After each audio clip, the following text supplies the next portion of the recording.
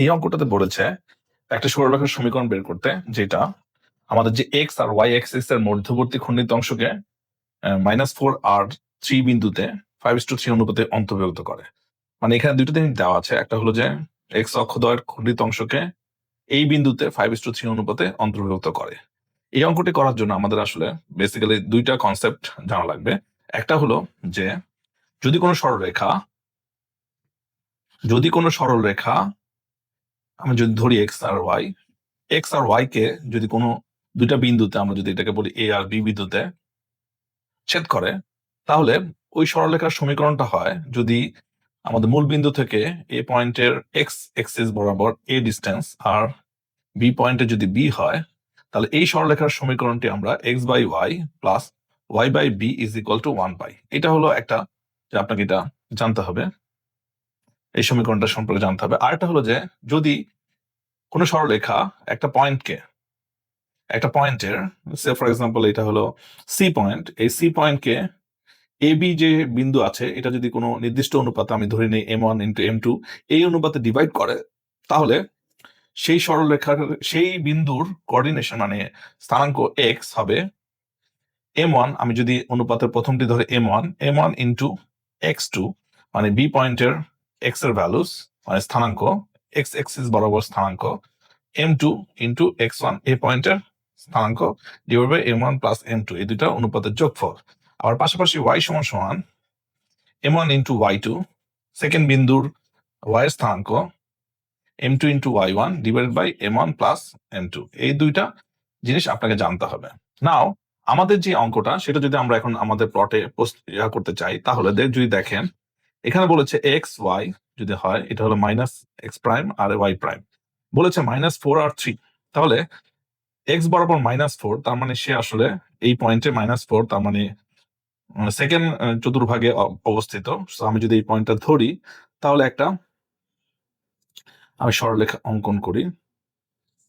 ওকে, তাহলে এই পয়েন্টটা হলো 40 -40 আর এই পয়েন্টটা হলো না, এটা -4 না, এটা -a0। যেহেতু আমরা সেকেন্ড কোঅর্ডিনেট আছে এক্স এর ভ্যালুটা ডেফিনেটলি -a হবে, কারণ আমাদের অনুপাতের যে পয়েন্ট সেটা দেওয়া আছে 43। ওকে, এটা হলো 43। এটা যদি আমরা সি পয়েন্ট বলি, আর ওয়াই বিন্দুতে যেটা ওয়াই অক্ষকে যে বিন্দুতে ছেদ করে সেই বিন্দুর স্থানাঙ্ক আমরা ধরে নিই 0b।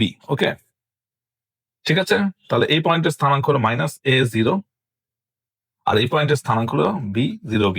এখন আমাদের ইকুয়েশনটা হবে, প্রথমে আমরা যদি দেখি সরলরেখার সমীকরণ, আমাদের সরলরেখাটা সমীকরণ হবে এক্স বাই, যেহেতু এটা মাইনাস আছে আমি মাইনাস দিয়ে দিই, -a plus y by b is equal to 1। Okay, now এখন আমাদের এ আর এই যে এটা এ বি সরলরেখাকে সি বিন্দু কি করে, সি বিন্দু 5:3 অনুপাতে বিভক্ত করে, তাই না?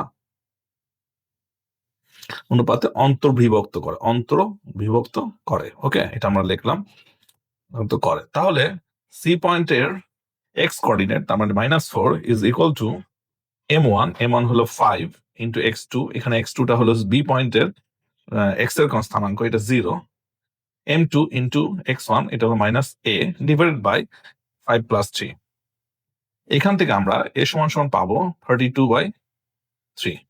ওকে, পাশাপাশি এখন যদি আমি y কোঅর্ডিনেট ধরি, সি পয়েন্টের y কোঅর্ডিনেট হলো 3, তাহলে এটা হবে 5 ইন্টু বি পয়েন্টের y কোঅর্ডিনেট এটা b, 3 ইন্টু a পয়েন্টের y কোঅর্ডিনেট 0, 5 প্লাস 3। তাহলে আমরা এখান থেকে b পাবো 24/5। ওকে, আমরা এ আর বি পয়েন্টের ভ্যালু বের করে পেয়েছি। এখন আমাদের এই সমীকরণে এই দুটাকে বসিয়ে দিই, তাহলে x divided by -32/3 plus y divided by 24/5 is equal to 1। Okay, এটার থেকে আমরা পাই -3x divide by 32 plus 5y divided by 24 is equal to 1।